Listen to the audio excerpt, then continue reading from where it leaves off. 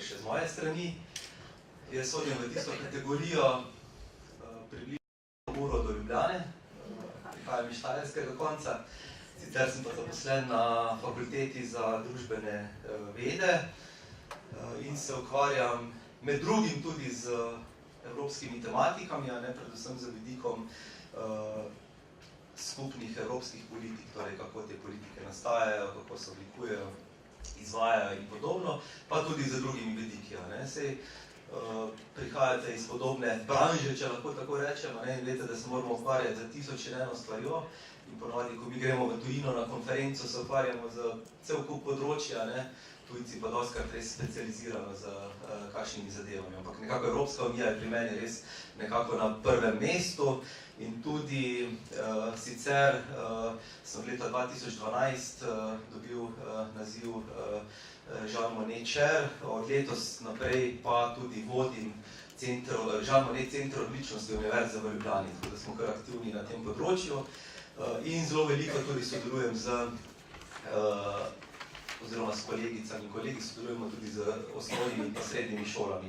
To je tisti vidik, za katerega se mi zdi, da je dostikrat mu dajemo premalo poudarka, recimo, se pravi tudi sodelovanje na področju izobraževanja po vertikali, med univerzitetno ravnjo in pa tudi recimo osnovnimi šolami, pa srednjimi. Tako da poskušamo čim več delati nekako v tej smeri, plus v tem kontekstu tudi izvajamo različne projekte in pa izdajamo različne publikacije. Tako da, če bo koga zanimalo, lahko tudi glede tega v nadaljevanju še glede teh izkušenj kaj spregovorimo.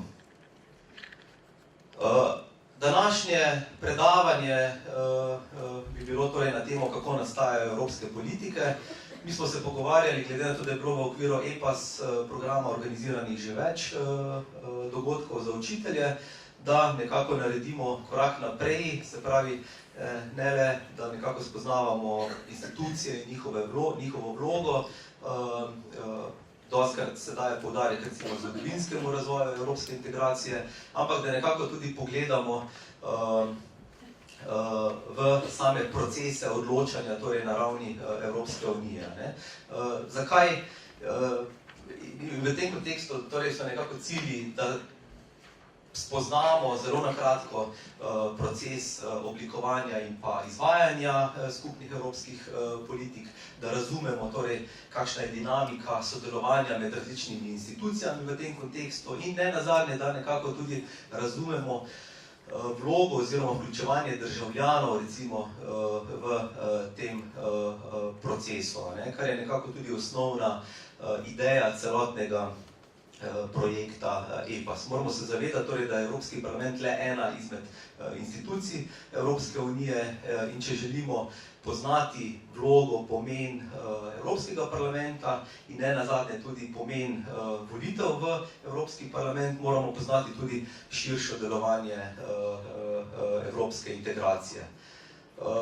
In zakaj je, po mojem mnenju, tudi pomembno poznavanje teh procesov nastajanja evropskih politik. Skupne evropske politike brez dvoma imajo zelo velik vpliv na naše vsakdanje življenje. To je v zelo veliki meri vplivajo na kvaliteto našega življenja. Recimo od tega, da recimo lahko prestopamo mejo brez pregleda potnih listin, torej znotraj Schengena, odvisno recimo, kako kakovostno hrano jemo, kako je urejena recimo tudi tobačna zakonodaja in podobno. Vse to so recimo segmenti, ki so tudi del skupnih evropskih politik in imajo na nek način zelo velik in pomemben vpliv na naše vsakdanje življenje. Prav tako obstajajo neke ocene, da približno 80% te evropske ekonomske zakonodaje se sprejema na nacionalni ravni. Zato je torej tudi nujno, da poznamo nekako te procese, kako, na kakšen način se te politike oblikujejo, oziroma to je v skladu z načelom transparentnosti delovanja Evropske unije bistveno, da imamo državljani pravico vedeti, kdo je tisti, ki vpliva na sprejemanje odločitev, ki krojijo naše vsakdanje življenje. Poleg tega, zakaj je ta tematika tudi zelo pomembna? Ker je zelo povezana z vprašanjem demokratičnega primanjkljaja. Dostikrat nekako smo soočeni, da je za Evropsko unijo značilen nekakšen primanjkljaj v procesih demokratičnosti odločanja. Se pravi, državljani imamo vse prevečkrat občutek, da se odločitve sprejemajo daleč stran od nas, torej v Bruslju, na netransparenten način, z zaprtimi vrati. In iz tega razloga je torej pomembno, da poznamo torej te odločevalske procese, da vsaj do določene mere razumemo, torej, kako se te politike oblikujejo, oziroma da tudi vemo, kje poiskati recimo informacije, ki so za nas lahko recimo koristne. In ne nazadnje tisto, kar se mi zdi, da je pa najpomembneje z vidika prenašanja tovrstnega znanja na mlade, recimo je pa torej predvsem, da nam to znanje omogoča tudi potem spodbujanje in pa razvoj kritičnega mišljenja med mladimi. Jaz sem eden izmed tistih, ki sem zelo kritičen recimo do teh novih generacij, da tako rečem, in tudi lahko opažam na ravni fakultete, da so se generacije v zadnjih letih kar precej spremenile. Vsaj moje mnenje je takšno, da so čedalje manj aktivne. Če je prej Klemen izpostavil problem pasivnosti, ne le mladih, praktično vseh državljanov, ko gre za recimo politično odločanje oziroma za udeležbo na volitvah, ampak ta problem je še toliko večji med mladimi. Lahko opažam tudi sam, torej tekom predavanj in tako naprej, da se ta pasivnost nekako povečuje in je vedno manj neke res tiste vedoželjnosti o različnih stvarih. Pa moramo se zavedati, torej, da gre za študente, ki nekako študirajo recimo politologijo, politične vede, evropske študije in podobno. Tako da že na tem področju je dejansko to velik problem in to je nekako tisti naš interes, torej v okviru tega EPAS projekta in pa tudi moj osebni interes v okviru drugih projektov, da bi nekako spodbujali torej predvsem to kritično mišljenje, do katerega pa lahko pridemo, če imamo tudi določeno ustrezno predznanje. Zdaj ne govorimo o nekem poglobljenem predznanju, ampak vsaj o poznavanju nekih osnovnih značilnosti. Zdaj, če govorimo o tem, kako nastajajo torej določene politike, se je vsekakor potrebno tudi dotakniti vprašanje, kakšne EU politike poznamo.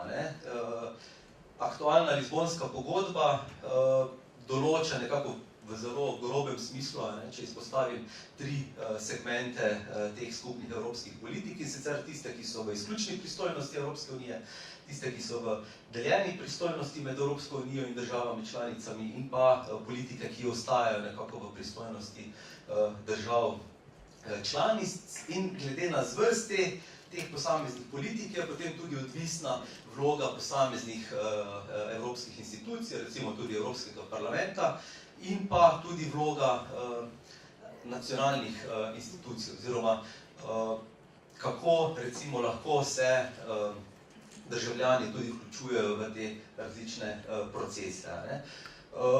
Tu ne bi šli v podrobnosti, lahko samo omenim recimo, da tipični primeri politika, ki sodijo v izključno pristojnost Evropske unije, je recimo carinska unija, to pomeni, da države članice določajo pri zunanji trgovini skupno carino do tretjih držav, potem pravila o konkurenci, recimo se pravi politika konkurence je tudi nekako v izključni pristojnosti Evropske unije,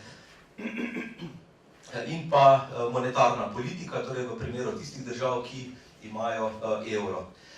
Največji segment politik je tistih, ki si delijo pristojnosti med Evropsko unijo in državami članicami, torej evropske institucije in države članice skupno sprejemajo določene politike in sem sodijo recimo promet, kmetijstvo, okolje, torej zelo pomembne politike, s katerimi se tudi vsakodnevno srečujemo. So pa tudi določene politike, ki so pa bolj nekako občutljive za vidika suverenosti in kjer države niso pripravljene prenesti toliko pristojnosti na evropsko raven in zato ostajajo v večji meri v domeni posameznih držav članic. In v tem primeru je potem vloga evropske ravni omejena, torej zgolj na nekakšno koordinacijo med različnimi državami na teh področjih. To pomeni, sem pa sodi recimo tisto področje, ki je za nas vse zelo pomembno, recimo izobraževanje oziroma izobraževalne politike, kultura, mladinske politike, šport in podobno. Tako da damo recimo to tematiko v nek kontekst in da nekako izpostavimo to zelo veliko raznolikost Evropske unije. Se pravi, mi dejansko na nek način zelo težko govorimo o enem obrazu, ampak lahko govorimo o zelo veliko različnih obrazih Evropske unije, ker deluje zelo različno na različnih področjih javnih politik. Je pa tudi dejstvo, da je Evropska unija nek živ organizem, ki se nenehno razvija. Se pravi, ta nenehen razvoj se vidi predvsem v njenih mejah, v članstvu, doslej se je ves čas širila, zdaj se bo malo skrčila zaradi tega tako imenovanega Brexita. In ves čas se nekako tudi spreminja, torej dinamika pristojnosti, ki jih imajo evropske institucije v svojih rokah. Torej skozi zgodovinski razvoj so te pristojnosti praviloma naraščale. Vemo pa, verjetno ste vsi zasledili, da je trenutno Evropska unija pred mnogimi izzivi, ki so vezani tudi na vprašanje evroskepticizma. Zelo je to imelo vpliv različni vidiki migracije, recimo tudi na trenutno stanje. In je nekako pred izzivom tudi, lahko rečemo, večje reforme in v ta namen je recimo tudi Evropska komisija pripravila že različne scenarije prihodnjega razvoja, ki bodo verjetno imeli tudi vpliv na te odnose med posameznimi institucijami pri oblikovanju različnih politik. Ne bi podrobneje govoril, torej, kako nastajajo evropske politike, da tako rečem, nekako v teoriji, ampak vendarle lahko izpostavimo, torej, da gre običajno ne samo nastajanje oziroma oblikovanje, ampak tudi izvajanje skozi ponovno v zelo grobem pogledu skozi 4 faze. Najprej nekdo mora dati pobudo za neko novo politiko, ki bo sprejeta na evropski ravni. To pomeni, da se v tem segmentu izzove nek status quo.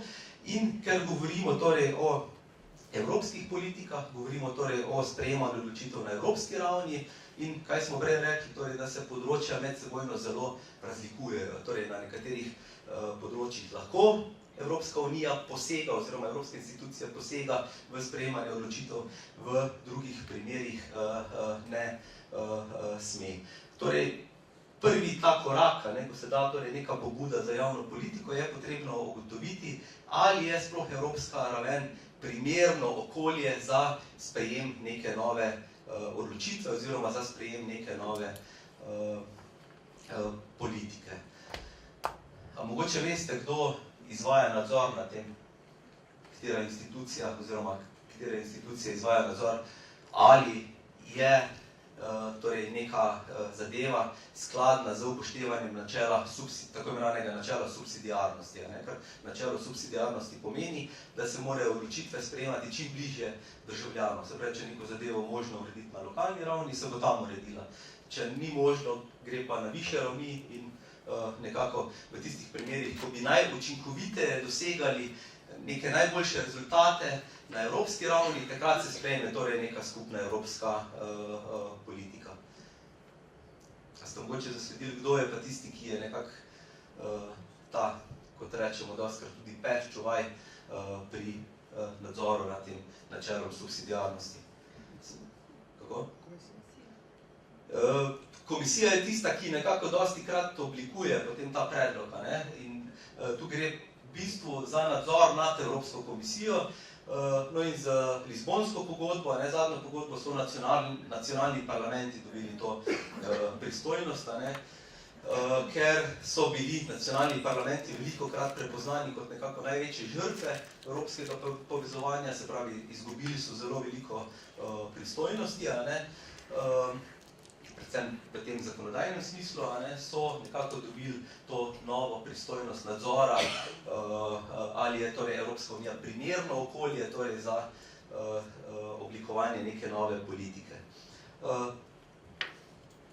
Torej, ko je neka nova pobuda na mizi, je potem v rokah Evropske komisije, da pripravi predlog neke nove javne politike, se pravi, da oblikuje javno politiko, ker je komisija zelo kadrovsko podhranjena, sodeluje pri tem z različnimi strokovnjaki, pa tudi, lahko rečemo, z različnimi civilno-družbenimi organizacijami oziroma tudi državljani lahko dajo nekako svoj input preko nekih organiziranih oblik civilne družbe oziroma različnih interesnih skupin,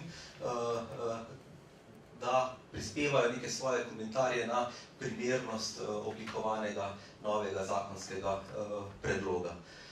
In ko torej komisija pripravi nek predlog, se začne torej pogajanje o tej neki novi javni politiki. Ne moremo reči, da gre v bistvu za neko klasično sprejemanje odločitev, ampak gre na nek način za neko obliko pogajanj, ker sta v naslednjem koraku vpleteni instituciji Evropski parlament in pa Svet Evropske unije, ki se na nek način pogajata o ustreznosti predloga Evropske komisije.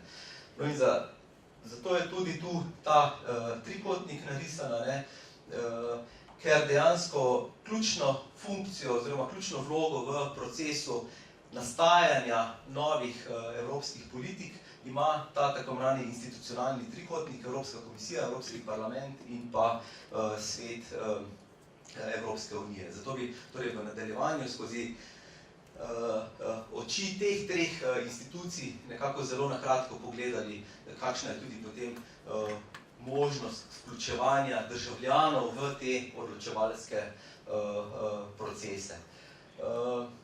No in takrat, ko je torej neka nova javna politika sprejeta, pa mora tudi priti do implementacije te javne politike, ne, ker se torej ta javna politika mora postaviti torej tudi v življenje, torej ko ima vpliv tudi na naš vsak dan. Tu pa dejansko je ključna vloga ponovno v rokah držav članic, torej države članice so tiste, ki morajo zagotavljati ustrezno izvajanje teh odločitev sprejetih na evropski ravni, medtem ko recimo vloga Evropske komisije omejena, da tako rečemo, na nadzor nad izvajanjem teh politik. Zdaj, kako pride torej do ideje za pripravo nove politike? Že prej sem omenil, torej, da nekako ključno vlogo ima Evropska komisija, s tem, da ima Evropska komisija izključno pristojnost pri pripravi zakonskega osnutka. Ko pa gre za podajanje idej, pobud, pa lahko tudi drugi akterji, druge institucije sodelujejo torej, pri tem, recimo tako Evropski parlament, Svet Evropske unije oziroma tudi različni nacionalni akterji preko Sveta Evropske unije, ker so torej zastopani v Svetu Evropske unije, lahko predlagajo oziroma dajo določene pobude in v skladu z zadnjo veljavno Lizbonsko pogodbo tudi državljani lahko dajo pobudo torej za pripravo nekega novega zakonskega osnutka, torej z tako imenovano evropsko državljansko pobudo.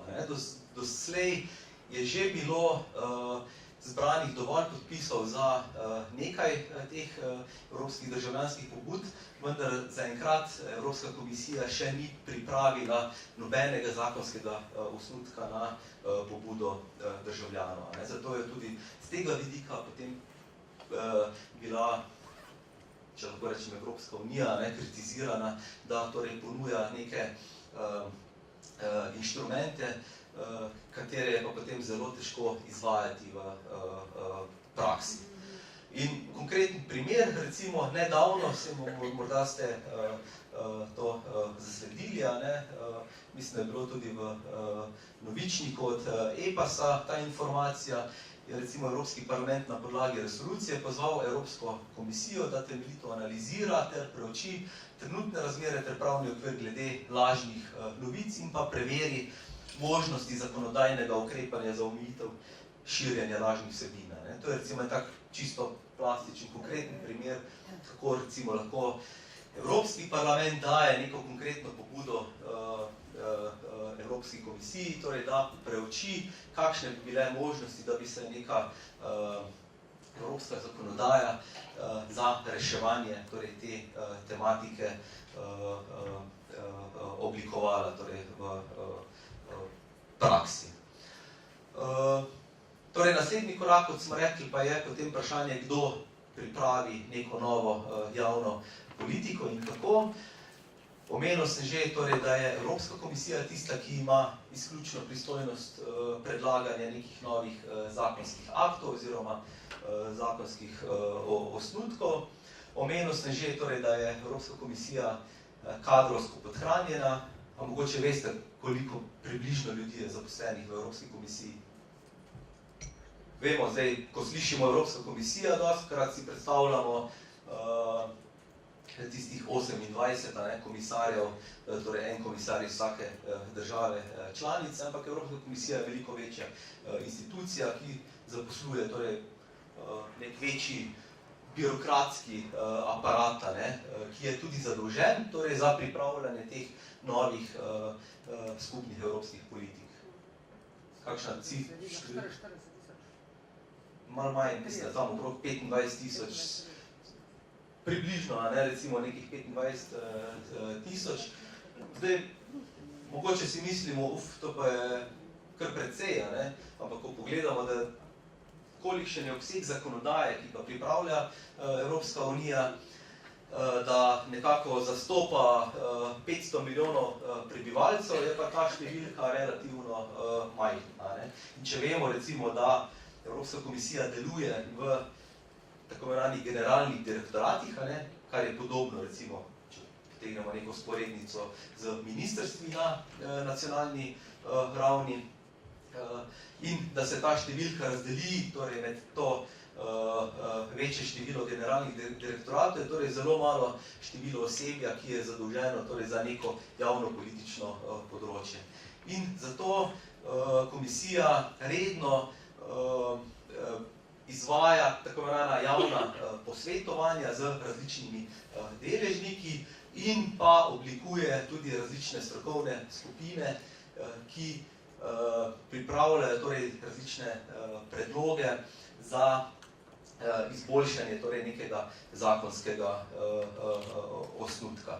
In tisto, kar je ključno torej v tej fazi priprave neke nove skupne evropske politike, je torej, da Evropska komisija pripravi tudi tako imenovano oceno učinka in ta ocena učinka mora vsebovati torej učinek tako na okolje, na družbo, kot na gospodarstvo. Kakšen učinek naj bi torej neka nova politika imela torej na te tri segmente.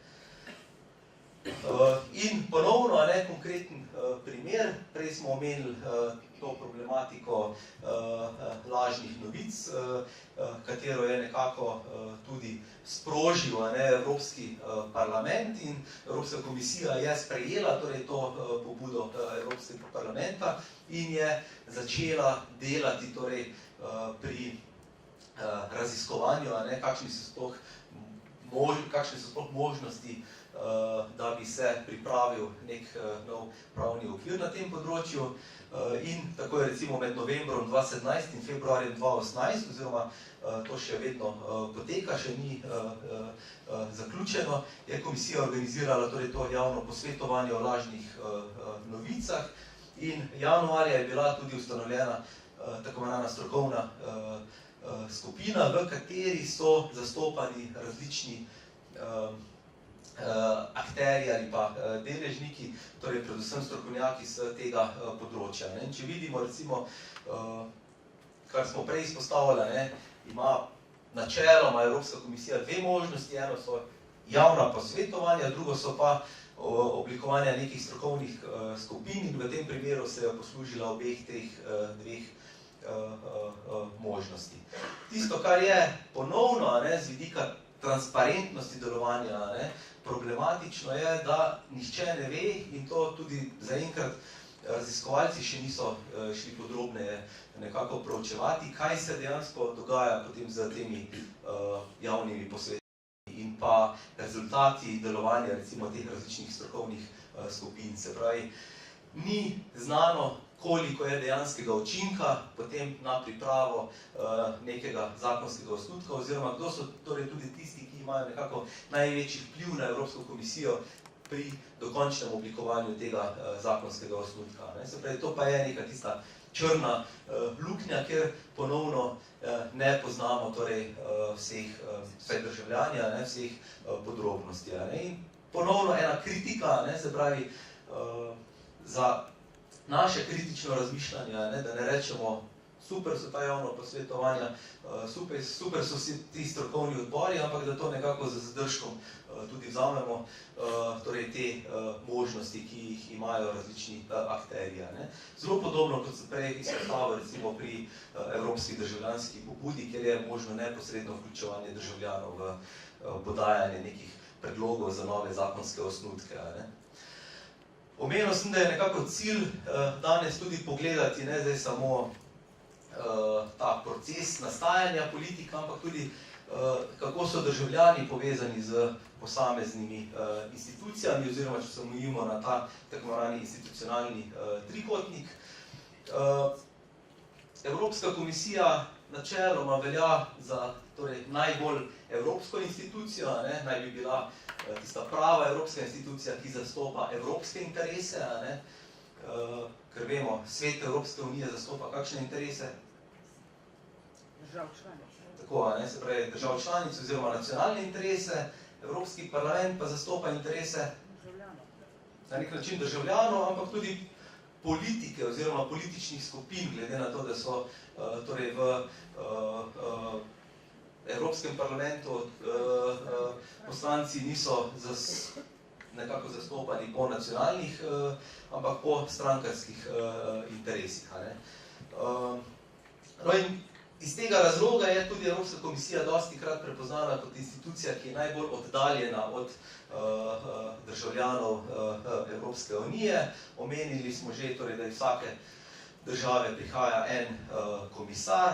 Pristojnost imenovanja komisarjev je v rokah vlad držav članic, se pravi, gre dostikrat, kar je tudi problematično, ne toliko za sprejemanje na nekih strokovnih temeljih, ampak kot posledica nekih političnih odločitev, ne pa vedno, ampak dostikrat tudi lahko politika prevaga, torej koga bo predlagala za evropskega komisarja.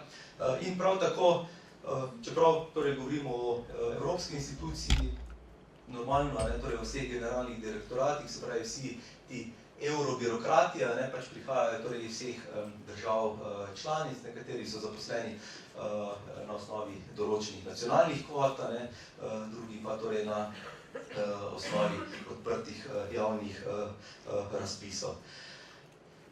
Tisto, kar se mogoče premalokrat poudarja, tudi pomen evropskih volitev je, da dejansko mi, ko gremo voliti Evropski parlament, vsaj posredno nekako tudi vplivamo na oblikovanje Evropske komisije. Namreč Evropski parlament je tisti, ki potrdi Evropsko komisijo in ne nazadnje tudi predsednik Evropske komisije prihaja torej iz vrst zmagovite politične skupine na evropskih volitvah. Kar pomeni, da na nek način posredno, vsaj v nekem majhnem segmentu, imamo z volitvami v Evropski parlament tudi vpliv na oblikovanje Evropske komisije. Torej, prvi vrsti predvsem torej na predsednika Evropske komisije, kot se rekel, posamezni komisarja, so pa nekako v domeni predlaganja se strani držav članice, mora jih potrditi tudi Evropski parlament. Ampak z tega vidika je tudi potrebno izpostaviti, da so torej tudi nacionalne volitve pomembne, ker smo pač mi tisti, ki nekako izvolimo torej nacionalni parlament oziroma vplivamo potem na oblikovanje torej nacionalne vlade. Tako da to je še eden izmed segmentov, na katerega se morda prevečkrat pozablja. Zdaj smo prišli torej do točke, ko komisija v določenem delu opravi svojo vlogo v tem procesu oblikovanja neke nove javne politike, torej ko pripravi zakonski osnutek in takrat ga pošlje torej Evropskemu parlamentu in pa svetu Evropske unije v odločanju oziroma, kot smo prej rekli, v pogajanje. In to odločanje poteka v okviru tako imenovanega rednega zakonodajnega postopka. Tudi ta postopek se je skozi zgodovino spreminjal in od tega postopka je v veliki meri se tudi spreminjala vloga Evropskega parlamenta. Ker kot vemo, torej na začetku, torej v začetku 50. let je imel Evropski parlament, oziroma takrat se niti ni imenoval Evropski parlament, ampak skupna skupščina, je imel zelo obrobno vlogo, bil je zgolj posvetovalno telo, ni bil neposredno voljen in s časoma je začel pridobivati na pristojnostih in tudi na legitimnosti svojega delovanja, torej z izvedbo prvih neposrednih volitev leta 1979.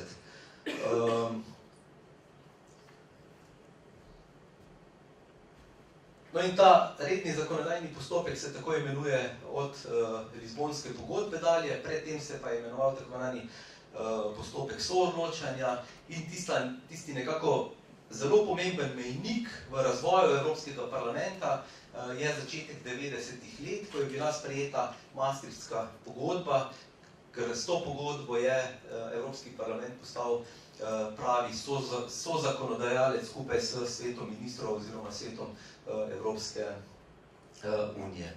Tu je potrebno omeniti, če gre torej za oblikovanje zakonodaje, ki se nanaša torej na neka lokalna ali pa regionalna vprašanja, ali pa če je potrebno upoštevati neke ekonomske in pa socialne elemente, da se morata obe institucije, ki odločata v okviru rednega zakonodajnega postopka, posvetovati tudi z odborom regij in pa z Evropskim ekonomsko-socialnim odborom.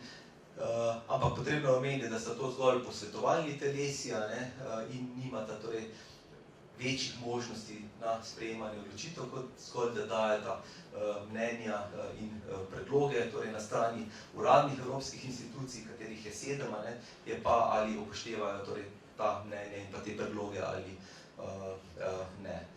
No in kako poteka ta redni zakonodajni postopek? Podrobneje ne bi o njem govorili, ker je zelo, zelo kompleksen, običajno tudi je zelo dolgotrajen in takole nekako izgleda skica v tistem najdaljšem možnem časovnem okviru. Imamo torej 3 branja, s tem, da lahko, kot lahko vidimo, da že v prvem branju je lahko nek akt sprejet, če komisija pripravi dovolj dober zakonski osnutek, s katerim se tako parlament kot svet Evropske unije strinjata. In zato, ker je v interesu Evropske komisije, torej, da pripravi zakonske osnutke, ki bodo dobili torej podporo v tem rednem zakonodajnem postopku, se komisija pogosto že torej pred formalnim začetkom, predno pošlje svoj uradni predlog v obravnavo parlamentu in pa svetu, se posvetuje z obema institucijama oziroma pridobi torej določena mnenja z njune strani. Tako da nekako v tretjem branju obstaja tista zadnja možnost, da se sprejme torej neka zakonodaja, tako imenovani spravni odbor, se pravi, da se skliče spravni odbor, v katerem so predstavniki tako Evropskega parlamenta kot Sveta Evropske unije in v tem postopku tudi sodeluje predstavnik Evropske komisije. Ampak kot rečeno, torej podrobneje o tem procesu ne bi govorili. Torej, prišli smo do naslednjih dveh institucij, torej Sveta Evropske unije in pa Evropskega parlamenta. Zdaj, kako je Svet Evropske unije povezan z državljani? Kot verjetno veste, svet sestavljajo ministri, torej v različnih sestavah. To pomeni, da ni ene sestave, ampak če je torej na dnevnem redu odločanja kmetijstvo, se takrat srečajo kmetijski ministri iz držav članic. In logično je, torej, da je torej ta institucija tista, ki zastopa nacionalne interese oziroma lahko rečemo tudi neposredno interese državljanov, torej držav članic pri sprejemanju odločitev. Ampak tu je pa potem naslednje vprašanje, kako recimo ministri, ki sedijo v Svetu Evropske unije, pridejo torej do nekega stališča, kako, na kakšen način ga zastopajo. Tako da o tem bi pa potem v nadaljevanju govorili. In kar je tudi pomembno z vidika delovanja Sveta Evropske unije, je, da ima vsaka država članica pri Evropski uniji tudi tako imenovano stalno predstavništvo. Kaj bi rekli, kakšna je vloga tega stalnega predstavništva? Oziroma, kdo sedi v tem stalnem predstavništvu? Veleposlaniki,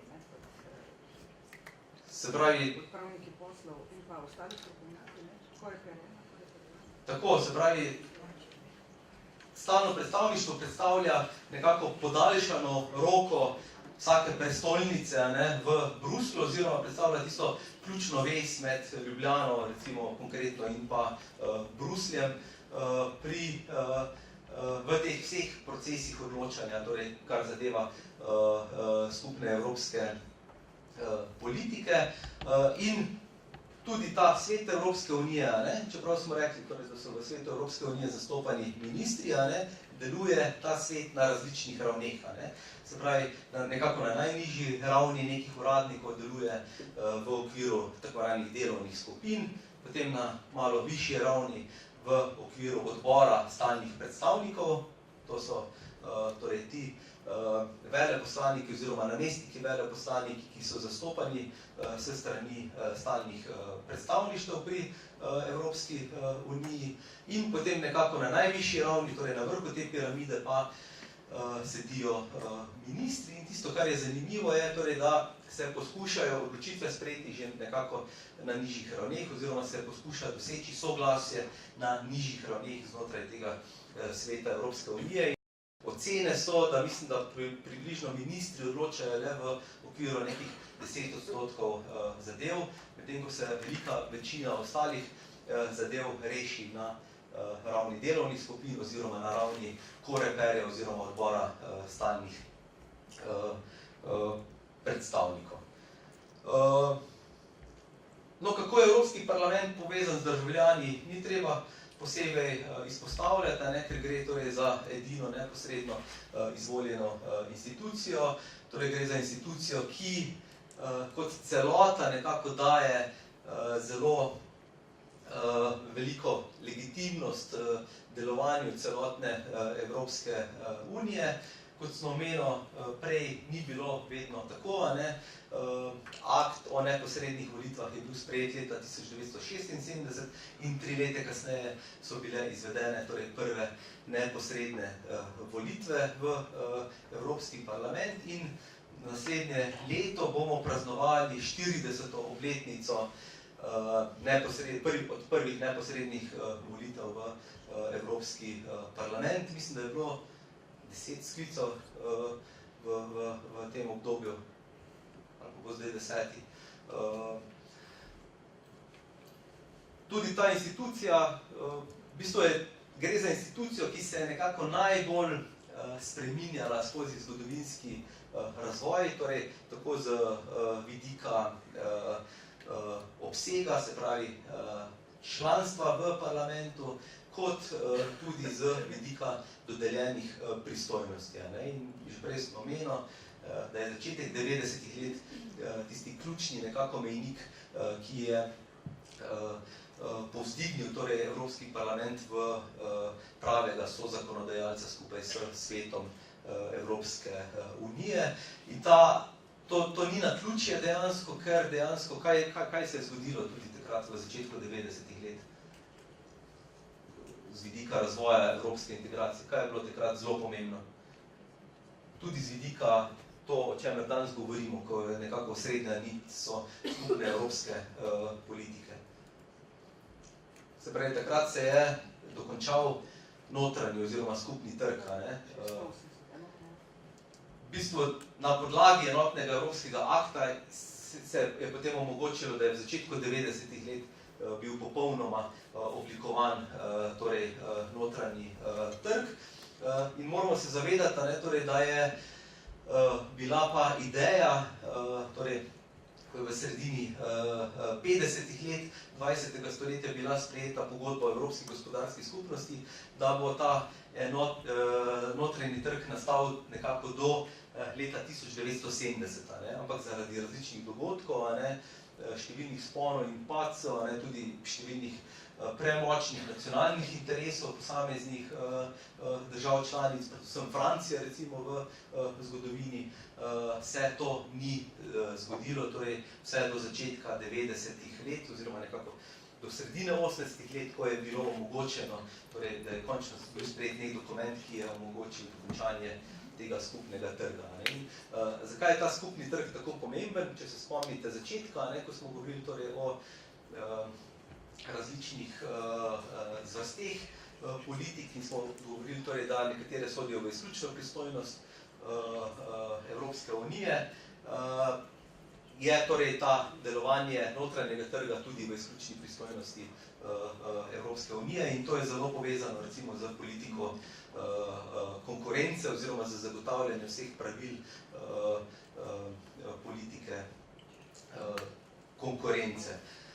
In v tem obdobju, nekako od sredine 80-ih let naprej, pa potem še posebej v 90-ih letih, je prišlo tudi do ekspanzije evropske zakonodaje. Se pravi, v tem obdobju je bilo sprejetih nekako največ evropskih direktiv in pa uredb, torej na različnih področjih.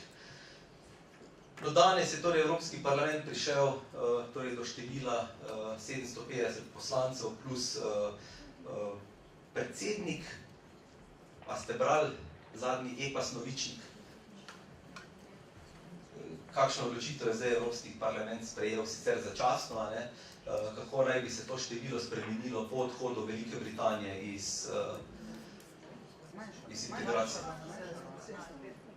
Se pravi, zmanjšanje na 705, se pravi, sprejela se je nekako odločitev, da se ne bi vsa ta mesta nadoknadila za predstavniki iz drugih držav, ampak kaj, torej določen del teh mest se je namenil nekaterim državam, mislim, da 14 držav dobi, mislim, da 27 sedežev si razdeli, se pravi, nekako 27 sedežev so razdelili, če bi malo logično razmišljali, bi si mislili, da bo mogoče vsaka država, ker 27 držav bo ostalo, da bo dobila en sedež, ampak ni bilo temu tako, so po drugem ključu, torej sorazmernosti razdelili te sedeže in recimo Sloveniji ne bo pripadal doben dodaten sedež. Medtem ko še vedno pa naj bi nekako obveljalo to pravilo teh 750 poslancev plus 1, da so nekako ta dodatna mesta rezervirana, vsaj začasno, za morebitne prihodnje širitve. Se pravi, če bi prišlo torej do širitve Evropske unije, da bi ti poslanci nekako bili potem zasedli torej te ta prosta mesta. Ne. Je pa res, torej, da je širitev pa spet ena druga zgodba, ne, ki je nekako v zadnjem obdobju zelo močno zastala. Ne. Mogoče se lahko hecamo, da smo ravno zdaj zaradi nerešenega spora Slovenije in pa Hrvaške mogoče postavili spet to zadevo na dnevni red, ne, ker je predsednik Evropske komisije prej se zelo izogibal kakršnikoli razpravam o morebitni širitvi Evropske unije, zdaj pa ravno zaradi tega spora je nekako tudi postavil širitev sicer v nekem posebnem kontekstu, ampak vendarle na dnevni red. Plus, dostikrat je tudi odvisno, katera država je tista, ki predseduje svetu Evropske unije in ko prihajajo torej, države iz jugovzhodne Evrope, ponavadi tudi postavijo torej, vprašanje širitve ponovno na dnevni red. Je pa vprašanje ponovno, koliko odziva je to potem se strani drugih, predvsem večjih držav članic, da debatirajo torej, o teh zadevah. Ja, in ko govorimo torej, o Evropskem parlamentu in pa legitimnosti, ki jo daje Evropski parlament, torej celotni Evropski uniji, celotnemu evropskemu javnopolitičnemu procesu, recimo, ima pa tudi to eno črno piko, zaradi katere smo tudi vsaj deloma tukaj danes, torej ta nizka volilna udeležba državljanov na volitvah, ki je res še posebej problematična torej v nekaterih novih državah članicah, še posebej problematična tudi v Sloveniji. Je pa verjetno tu cel kup dejavnikov, ki vplivajo na to, med drugim tudi recimo vprašanje politične kulture znotraj neke države. Ker mislim, da v Sloveniji lahko opažamo trend upadanja volilne udeležbe praktično na vseh volitvah, od lokalne do tudi nacionalne ravni, še posebej, če primerjamo torej z volilno udeležbo v 90-ih letih. Zakaj smo omenili recimo politično kulturo?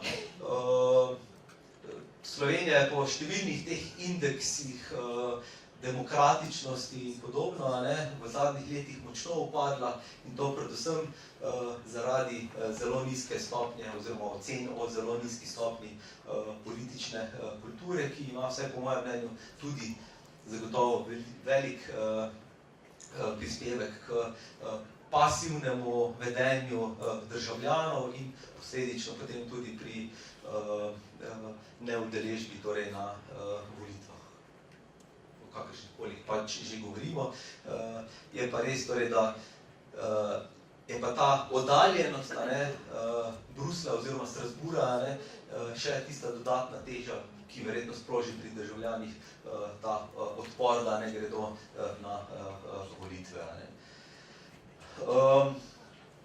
Tisto, kar bi želel ob koncu tudi izpostaviti, je vprašanje, kako pa dejansko deluje tudi svet Evropske unije oziroma kako neka država deluje znotraj sveta Evropske unije. Zdaj mi pač rečemo, ok, država ima neko stališče. Zdaj, a res ima vedno država neko stališče. To v tem primeru govorimo torej o tako imenovani koordinaciji EU zadev na nacionalni ravni, ki je popolnoma prepuščena posameznim državam članicam. Se pravi, vsake države je odvisno, kako bo organizirala torej to koordinacijo EU zadev oziroma odločanje o teh recimo zakonskih osnutkih Evropske komisije na nacionalni ravni. In če pogledamo praktično vse države članice, v večini teh držav so te procesi notranje koordinacije na nacionalni ravni prilagojeni procesom dinamike dela znotraj sveta Evropske unije. In kaj smo rekli, torej, da znotraj sveta Evropske unije je nekako to trostopenjsko odločanje. Delovne skupine, ti veleposlaniki, namestniki veleposlanikov in pa ministri. Podobno je recimo tudi sistem spostavljen v Sloveniji. Torej, na najnižji ravni imamo neko medresorsko koordinacijo med posameznimi uradniki znotraj različnih ministrstv, odvisno torej, na katero področje sodi, torej neka zadeva. Potem nekako naslednjo raven koordinacije predstavlja državni sekretarji in potem tisto najvišjo raven, potem tista ministerska raven, kjer naj bi že bilo oblikovano neko stališče, ki je potem zastopano v Bruslju. In tu imamo pač dve stavbi, ena je vlada Republike Slovenije, druga pa Državni zbor Republike Slovenije. In tu je dejansko potem spet vprašanje, kako torej poteka ta koordinacija. Zdaj, formalno gledano je v Sloveniji vlada tista, ki nekako oblikuje to stališče v sodelovanju z Državnim zborom. Zakaj je to spet pomembno? Ker Državni zbor je ponovno tista neposredno izvoljena institucija in je verjetno prav, torej, da tudi Državni zbor da neko dodatno besedo, svoje mnenje pri oblikovanju nekega slovenskega nacionalnega stališča, ki bo zagovarjano torej v Bruslju. Tu bi želel samo omeniti recimo eno zanimivost iz obdobja, ko se je Slovenija vključevala v Evropsko unijo. Kaj je bilo takrat? Takrat je bil Slovenski državni zbor eden izmed najbolj aktivnih nacionalnih parlamentov izmed vseh držav kandidatk oziroma pristopnic v Evropsko unijo, ker je bila Slovenija, pa Ciper je bil še taka država, edina država, kjer je Državni zbor moral potrjevati vsa stališča vlade, predno so bila poslana v Bruselj, ko je šlo torej vsa pogajalska izhodišča takrat, ker smo se pač pogajali o vstopu v Evropsko unijo. Medtem ko v vseh ostalih državah je ta proces bil zelo netransparenten, oziroma je samo vlada nekako oblikovala svoja stališča in jih poslala v Bruselj. Nekako z prehodom v polnopravno članstvo se je pa ta zadeva precej spremenila. Bil je sicer sprejet poseben zakon o odnosu med vlado in pa Državnim zborom pri sprejemanju evropskih zadev. S tem, da so ti roki običajno tako kratki, da Državni zbor zelo redko kdaj da kakšno pametno mnenje, kakšen pametni prispevek k skupnemu slovenskemu stališču. Mi smo delali raziskavo tako med uradniki, pa tudi med poslanci in smo ugotovili torej zelo veliko pasivnost Državnega zbora. Šli smo gledati tudi v enem obdobju celotno evropsko zakonodajo, se pravi vsi zakonski osnutki, ki so bili obravnavani torej na vladi in pa v Državnem zboru. In v večini primerov se je Državni zbor oziroma pristojni odbor znotraj Državnega zbora le seznanil z nekim stališčem vlade in potrdil torej to stališče vlade kot slovensko stališče. Torej, to je eden izmed ponovno, ki nam omogoča ta kritičen premislek, zakaj ni recimo Državni zbor, naši izvoljeni predstavniki, zakaj niso bolj nekako aktivni pri sprejemanju in pa pri sodelovanju v teh odločitvah. Drug segment, ki pa je prav tako pomemben, je pa ta od spodaj navzgor, se pravi vključevanje civilne družbe, različnih nevladnih predstavnikov, tudi strokovnjakov. In tudi tu lahko vidimo, torej, da so ti različni drugi, torej nevladni akterji, zelo pasivni, ko gre za oblikovanje torej nekih skupnih slovenskih stališč. Bila je ena redka izjema, in sicer takrat, ko je Slovenija predsedovala Svetu Evropske unije, takrat so bili vsi tistega pol leta vsi aktivni. Tako Državni zbor, kot tudi recimo različne nevladne organizacije, po tistem pa se je spet pojavila zelo velika neaktivnost. Je pa tu verjetno krivda nekako na obeh straneh. Po eni strani je sistem dokaj zaprt, čeprav je formalno gledano možnost za sodelovanje se strani nevladnih organizacij. Po drugi strani so pa tudi nevladne organizacije v Sloveniji zelo kadrovsko podhranjene in dostikrat se borijo le za lastno preživetje. Torej iščejo recimo neka evropska sredstva za to, da bodo same preživele in zato zelo težko so tudi zelo proaktivne in dajo neke konkretne predloge pri oblikovanju nekih slovenskih stališč. Tako da, tista anekdota, ne vem, če sem jo že pri vas povedal, kdaj, ki je nekako v zadnjih letih začela krožiti. Veste, ko študentje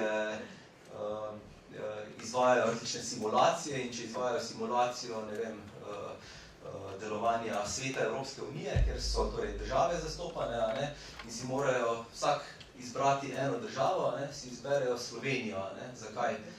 Ker samo rečejo no opinion, se pravi, nimamo mnenja.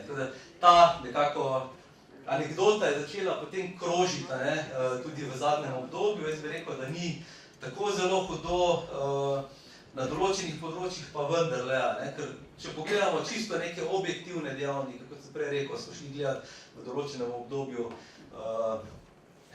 res veliko število direktiv, teh predlogov direktiv se strani Evropske komisije. Kaj je bilo nekako največja značilnost? Vlada se strinja z predlogom komisije, Državni zbor se strinja z predlogom vlade. To je bilo, ne vem, v primeru več kot 90% teh različnih dokumentov. Drugo, kar je pa tudi recimo zelo značilno, kolikšni meri je potem država tudi zastopana v Bruslju, torej tudi recimo različni nevladni akterji. Mi danes, kolikor vem, še vedno nimamo dobene neke nevladne, ne vem, lobistične organizacije ali takoli, ki bi bila prav imela sedež v Bruslju. Imamo torej SBRA, se pravi, to je Slovenian Business and Research Association, slovensko gospodarsko in raziskovalno združenje v Bruslju, ki je neka mešanica torej vladnih in nevladnih akterjev. To je ustanovljeno že dlje časa, tako da to je mogoče tisti edini nek tak akter v Bruslju. Kaj drugega pa ni možno najti. In dejansko je, mislim, da imamo veliko več možnosti, torej, da smo bolj aktivni na tem področju in mislim, da tudi z tega vidika, da je to pomembno, recimo, da poznamo torej te tematike in tudi mladi dejansko poznajo te tematike. Omenili ste to raziskavo, ki ste jo delali, o koordinaciji evropskih zadev v slovenskih teh vejah oblasti, relacija vlada, Državni zbor. Kdaj je ta raziskava narejena? To smo delali 3 leta nazaj. V bistvu evropski projekt, tako da smo tudi mednarodno primerjalno delali v različnih državah. Smo bilo 6-7 držav vključenih, in se je jasno videlo, recimo, imeli smo noter tudi Švedsko, Veliko Britanijo, pa Nizozemsko med drugim, so bile vse države veliko bolj aktivne. Zanimivo, recimo, da Švedska je bila še najmanj od teh, tako da se je nekako uvrstila na drugo mesto za Slovenijo, pač po tej pasivnosti, ampak še vedno je bila precej bolj aktivna od Slovenije. Tako da gledali smo pa direktive za malo nazaj, se pravi, mislim, da je bilo obdobje od 2010 do 2013. Tako da, mogoče, če bi zdaj aktualno, da bi se kaj spremenilo, ampak kakor vem, tudi za ta mandat ni bilo veliko drugače. Torej, vaša ugotovitev je bila, da odbor za evropske zadeve, v okviru Državnega zbora, le potrjuje stališča vlade, Tako, ja. Ne analizira in ne daje predloge, ne daje rešitev, ne analizira, ampak samo potrjuje. Je logično, se pravi, zelo veliki so časovni pritiski v tem, mislim, logično, se pravi, obstajajo tudi določene olajševalne okoliščine, tudi je recimo razlika, če pride na zasedanje sveta slovenska delegacija ali pa, ne vem, francoska delegacija, se pravi, veliko kadrovsko močnejša je recimo, ne vem, neka večja država članica kot pa manjše države članice, tako da tu so vsekakor omejitve. Je pa tisto, kjer jaz vidim, glavni problem in tu smo tudi pripravili neka priporočila recimo za vlado, da če smo pač majhni, je potrebno znati izbirati prioritete, a imamo prioritete. Mislim, pač tiste, zdaj trenutno imamo prioriteto, ne vem, reševanje oziroma implementacijo arbitražne odločbe, če malo zelo karikiramo. Ampak recimo, ko je bilo, ko smo se pridružili Evropski uniji, smo imeli jasne določene prioritete. Kaj je bilo? Da bomo prvi predsedovali na svetu, pa smo, pa da bomo prvi evro sprejeli, pa smo, pa da bomo v Schengen čim prej stopili, pa smo tudi kot prvi stopili od novih držav članic v Schengena.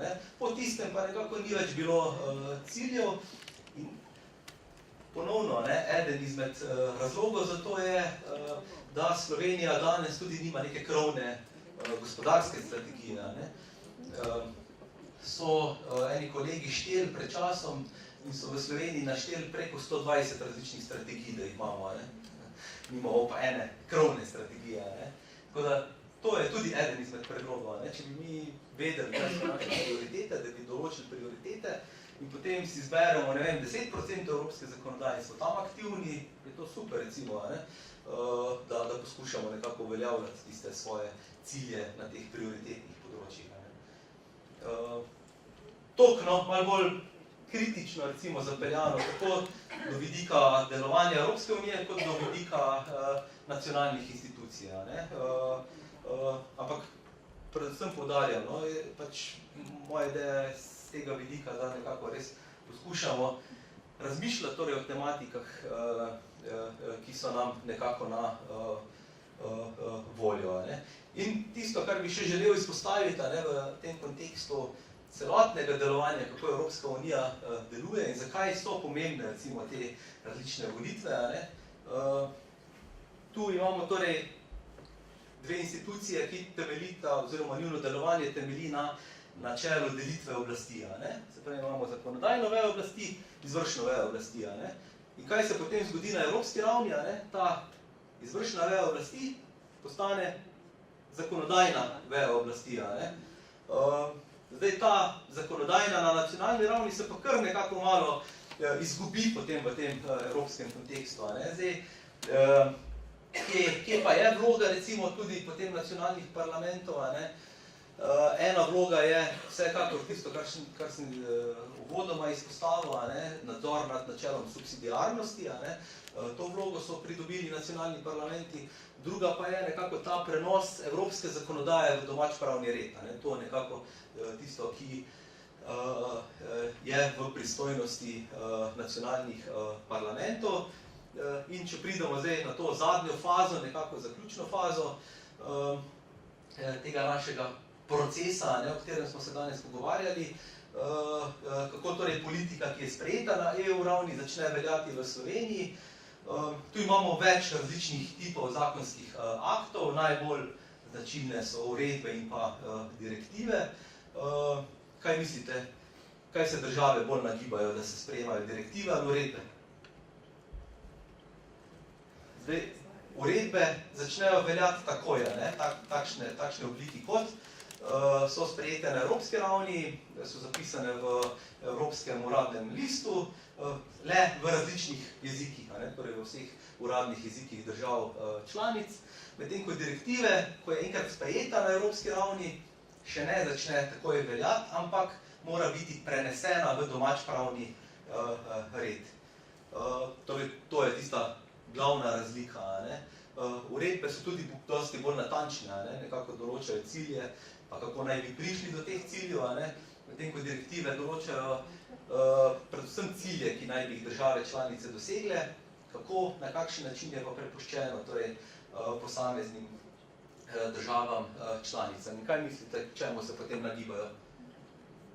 Sprej direktivama, zato ker direktive ponujajo tisto neko okno priložnosti, upoštevanje nacionalne različnosti vseh držav članic.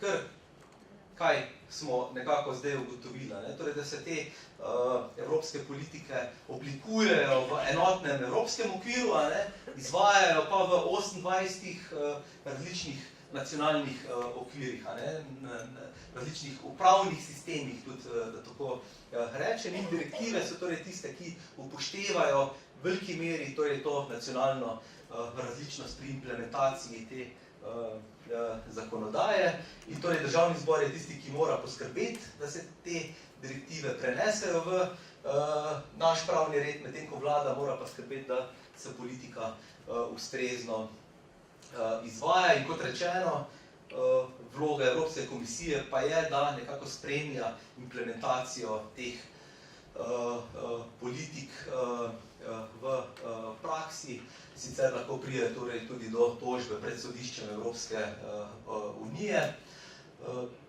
Zdaj je bilo hecno, jaz vsako leto izvajam en predmet v angleškem jeziku za Erasmus študente in letos smo imeli enega posrečenega Grka, ne? In on je zelo z veseljem povedal, se Grčija pa okoljske zakonodaje nič ne upošteva, nič ne prenašamo domač pravni red, ne? In potem je hkrati tudi povedal, ne, da koliko kazni plačujejo zaradi tega. Noben ga nič kaj dosti ne skrbi, da bi izboljšali tudi to upravno kulturo, recimo, ne, z vidika implementacije. Ja, sej, pač imamo začaran krog potem, ne.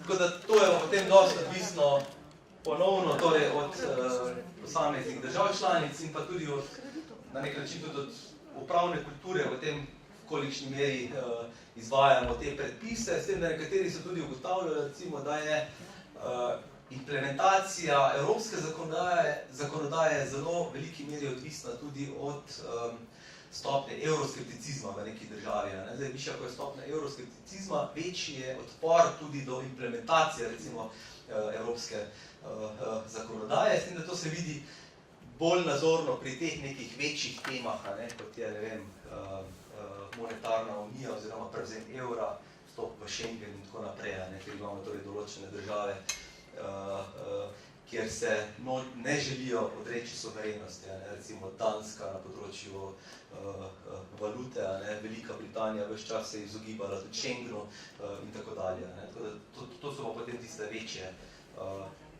tematike. Zdaj, gleda to, da smo že pri koncu, tu je samo en povzetek teh posameznih faz, kar smo danes govorili, kar bi pa želel še ob koncu samo izpostaviti, to lahko recimo tudi z dijaki, mogoče v okviru kakšne ure, kdaj kje preverite. Zelo pomemben je tisto, kar sem že uvodoma začel, tudi dostop do prava Evropske unije oziroma dostop praktično do celotne zakonodaje Evropske unije in tu je že pred leti bila nekako sprejeta odločitev o enotnem portalu, evropskem portalu, EURLEX se imenuje, kjer je dostopna prav vsa evropska zakonodaja, pa ne le zdaj, da je dostopna sprejeta zakonodaja, ampak praktično celoten postopek sprejemanja te zakonodaje, se pravi skozi vse faze, skozi vsa branja, recimo v Evropskem parlamentu in začne se logično torej z pobudo Evropske komisije in recimo en tak zelo pomemben dokument, če vas zanima recimo prav neka konkretna politika, kako je nastala, je tisti dokument, ki se imenuje Impact Assessment oziroma učinek vpliva, kar sem že prej omenil, torej, da Evropska komisija mora pripraviti torej, ta učinek vpliva na družbo, gospodarstvo,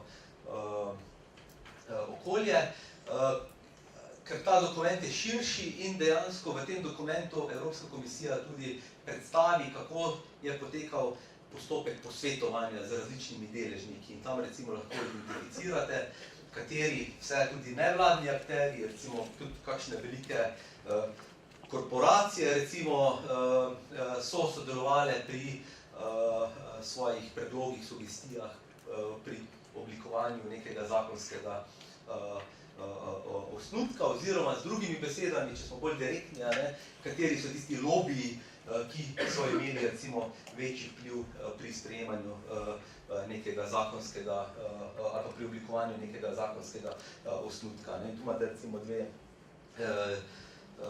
direktive napisane in kako potem, po kakšnih, kateri so tisti znaki, ker vsa zakonodaja je označena torej z določenimi številkami, se pravi tip dokumenta recimo, številka dokumenta, leto in pa v kater sektor, ker je vsa zakonodaja, tudi recimo pogodbe so notri in tako naprej, je potem razdeljeno po različnih sektorjih. Tako da imate tudi to lepo opisano, torej na tem spletnem naslovu je dostopno. In kot sem omenil, niso samo institucije Evropske unije tiste, ki sprejemajo odločitve, ampak imajo tudi različni lobiji zelo velik vpliv.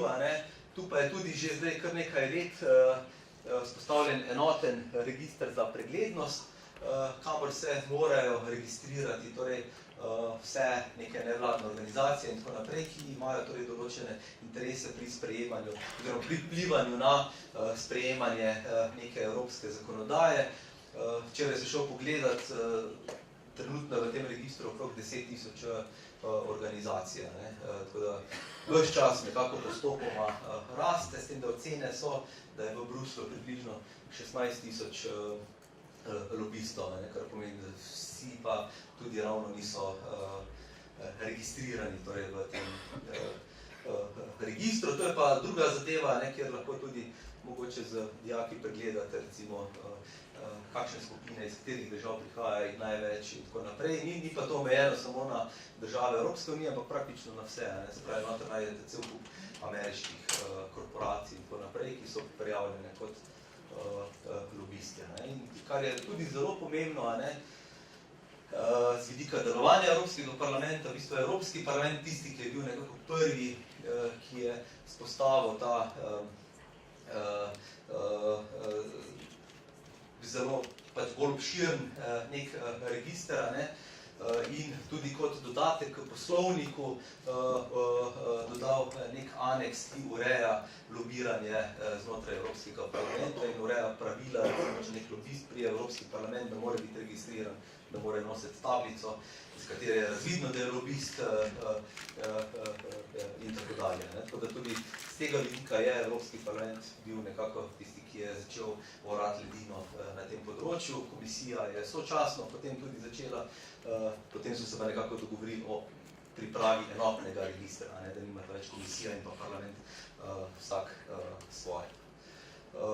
Zdaj, za splošno javnost pa obstaja tudi cel kup publikacij, ki jih predvsem Evropska komisija izdaja, ki so prav nekako povezane z različnimi evropskimi politikami in kjer so predstavljeni različni segmenti delovanja teh politik, tako za splošno širšo javnost. Tako da, če zaključim, zakaj so torej, vsaj po mojem mnenju, te evropske tematike pomembne tudi za mlade, ker nekako dajejo podporo evropskemu integracijskemu procesu. Prej ste slišali, da sem bil kar precejkrat kritičen, recimo tudi do določenih ukrepov Evropske unije in podobno. Jaz mislim, da moramo biti kritični, moramo se pa zavedati, da verjetno pa vendarle ni neke druge, vsaj trenutno, alternative temu trenutnemu evropskemu integracijskemu procesu. V bistvu je pomembno, po mojem, da mu dajemo podporo in da se trudimo izboljšati torej ta celoten proces. Prav tako skozi to nekako pridobivajo različne kompetence in znanja za življenje v EU. Študenti, recimo naši, to najbolj spoznavajo neposredno z Erasmus izmenjavami, ki je ena taka res zelo pozitivna zadeva in zdaj res zelo velik del študentov odhaja v tujino za 3 mesece ali pa pol leta. In moram reči, da pridejo kar malo spremenjeni nazaj, dobijo neke zelo pozitivne izkušnje in tudi malo drugače začnejo gledati mogoče tudi na sam študij, recimo, da ga začnejo malo bolj resno jemati. In pa dejansko nekako kot odgovor na to pomanjkanje interesa med mladimi za politično udejstvovanje na različnih ravneh, ker verjetno je potrebno graditi predvsem na mladih in da bi vsaj s tem prvim korakom začela, da nekako sodelujejo oziroma izkoriščajo to možnost, ki jim je ponujena z sodelovanjem torej na različnih volitvah. Hvala za